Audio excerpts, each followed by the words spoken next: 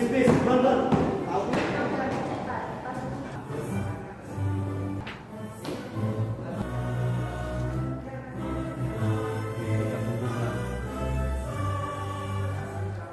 Indonesia.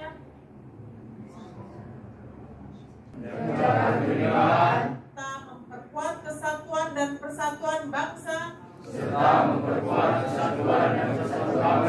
Semangat gotong royong. Toleransi antar umat beragama. Pelaksanaan pembinaan ideologi Pancasila pada sesi pembelajaran aktif tangan atau kaki, tetapi merupakan langkah yang penuh kesadaran bahwa adik-adik sedang meniti, sedang membangun jembatan masa depan untuk adik-adik sendiri. Adik semuanya adalah putra dan putri terbaik bangsa sekalian. Adik-adik sekalian, calon paskibraka yang saya hormati dan saya banggakan, kalau kita bicara tentang pembinaan ideologi Pancasila, bicara